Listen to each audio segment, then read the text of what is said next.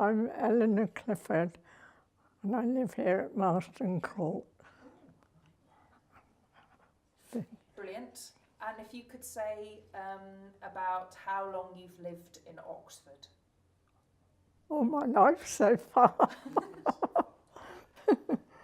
93 years. 93 years. You were born in Oxford? Yeah. And can you say a little bit about where you were born? I was born in the Marlborough Arms in St Thomas's, next door to Merrill's Brewery, which was my only playground. And I went to school for about 12 months when I was 5, and then moved to Summertown and took another pub, my parents.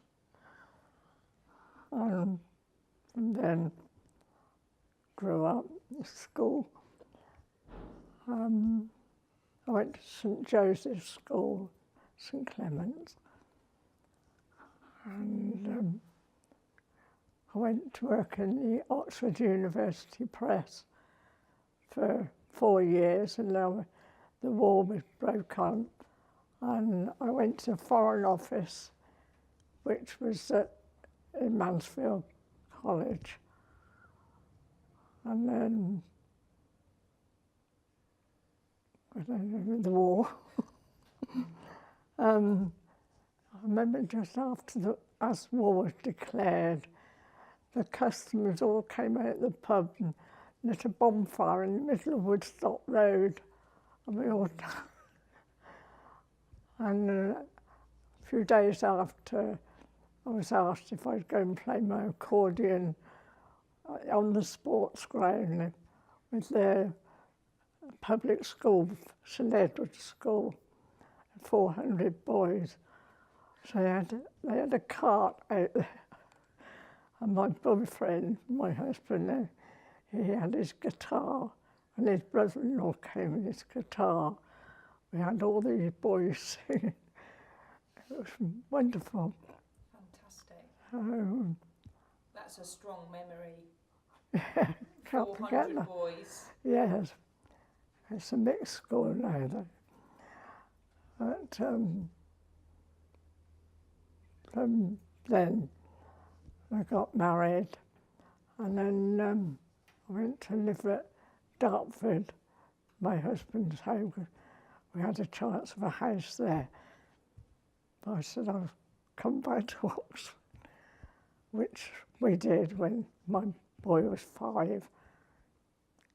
And we just went on from there. And do your children, do they still live in Oxford? I got one son. One son. No, he's living in Bicester, and I've got a grandson, 30-odd, and I've got a great-granddaughter and 2 great-grandsons. Wow. But I've been to the day on Concord, it was outstanding. We went to Cairo. We spent 6 hours in Cairo. It was wonderful. Flying from Concord? On Concord, yeah. Fantastic. Yeah, we left Heathrow about 8 o'clock in the morning. With steak and so breakfast, and took 3 hours instead of 6. We had 6 hours there. And we went to go in the pyramids, and when we got inside, the lights all went, so we all had to come out again. It was quite an interesting day. We were back in Oxford at 10 o'clock. Just the one day? Yeah, but we had 6 hours out there. Fantastic. It's great to hear those memories, and really great. And you had a few that you said before, Eleanor, which were really interesting also. You mentioned Wingfield Hospital. Oh, yes, yes. And can you tell me a little bit about that? Because you told me a great story about how the beds sometimes were outside. Oh, yeah. Yeah, when we used to go by in the bus, they had all the beds out on the grass. And the children used to wave and all way back because it was a TB hospital. So, You used to see people sitting outside. yeah, I think they went in at night, but when the weather was fine.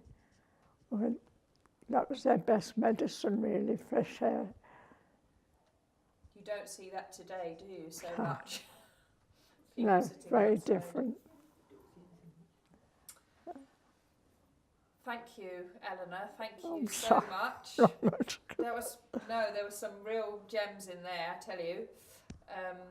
So just before we finish, like I've asked everybody, is there anything else you would like to say about Oxford and having lived here and what you like, and or anything else you would like to say about Oxford? Changed for the worst. Yes, lovely old city. But such a shame. But, sorry. On New Year's Eve, we used to go to the Carfax Assembly Room and dance. And then just on 12, we'd all come out. And there used to be one policeman in the middle of Carfax. And then all the dance halls would dance around the policeman to see the New Year in. Really? Then walk home to Summertown. So one policeman used to come out? That's all there was on duty. Just one policeman. And you used to dance around? We did on New Year's Eve. They all came out in the dance halls.